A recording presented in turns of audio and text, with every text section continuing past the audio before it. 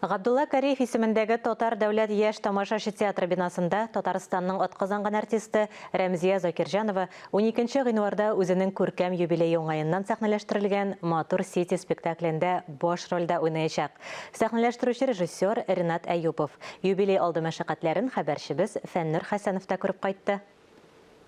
Сәхнәдә ул жан өргән образларны санап бетерерлек түгел. Соңгы елларда Габдулла Кариев исемендәге Казан дәүләт яшь тамашачы театрында барган нигез ташларында Гүзәлия, Туфан Миңнуллин, Сөннәтче бабайда Фәхрия, Гаяз Исхакый, Кәҗүл читектә Әби, Гаяз Исхакый әсәре буенча, Рабит Батулланың Кичер мине әнкәй спектаклендә Миңзифа, Убырлы кышкы әкият Шамил Фәхретдинов, Бәдига Галия Бану Мирхәйдәр Фәйзи, Нәгыш Бикә җиде кыз Нәкый Сәнбәт тренер, Акбарыс маҗаралары Хәбир Ибрахим, Серафима Семеновна Казан ятиме, Фатима артист, Ркаил Зайдулла һәм башка бик күп рольләре белән сөендергән артист үзенең юбилее уңаеннан Матур Сити әсәрен яраткан тамашачыларына тәкъдим итәргә ашкына. Театрга кергә миңа инде дөресен әйткәндә бәләкәй чактан инде шул җырларга биргә яраттым.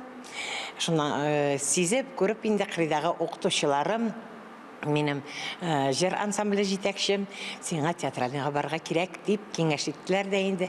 Мин үзем дә шуңарга гел тартыла идем. Тартылгач инде әйтәм. Кешеләр дөрес әйтәләрдер, миңа ошаган әйбер бу дип театральныйга килдем.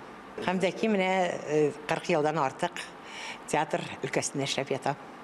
Рәмзия Зирәк кызы Закирҗанова Татарстанның Азнакай районында 3 кыз балалы гаиләдә туган. Әтисе Зирәк Закирҗан улы, әнисе Гөлсинә Хәмидулла кызы.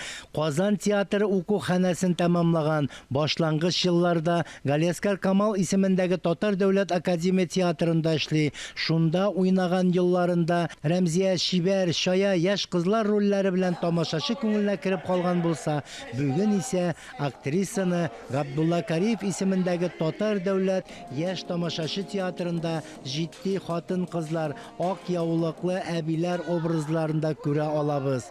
Ул 3 дистәдән артык татарча телевизион нәфис фильмнарда төрле рольләр башкара. Рәмзия ханым актриса буларак, ул бернинди дә әйтик театр мәктәбе кыссаларына сыймый торган актриса.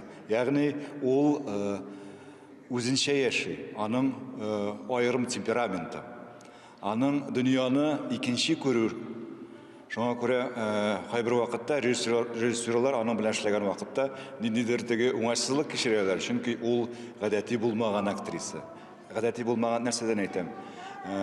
Ул дөньяны башта үзенең логикасына буйсындыра.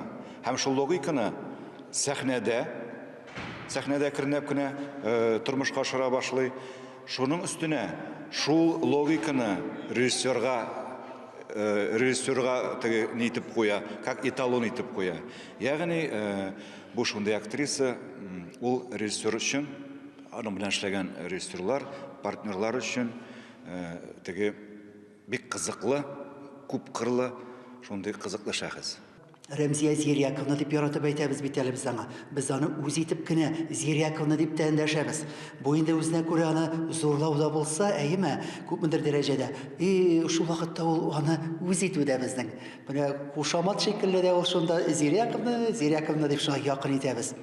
Ул үзе дә аңа бик риза, рәхәтләнеп елмаеп, кеткелдәп көлеп кенә җавап бирә инде үзебезгә.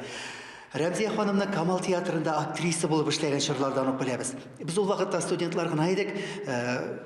Укудан соң спектакльләр карарга йөридек. Менә шул вакытлардан инде Рәмзия ханымны безне актриса икәнен инде белеп, аның уенына саклана идек. Бер сәхнәдә ул инде икеләтә бәхәт, рәхәт, шундый Камал Олпат театрда эшләгән актриса, аның мәктәбе дә икенчәйме, анарда нәрсәләр өйрәнәсең, аласың үзеңә.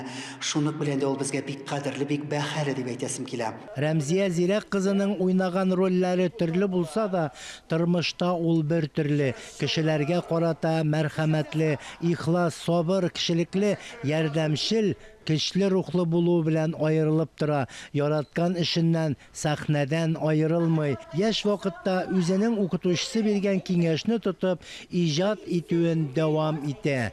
Уңышлар юлдаш булсын. Фәннур Хәсәнов, Ирек Хәмидуллин, Татарстан яңалыклары.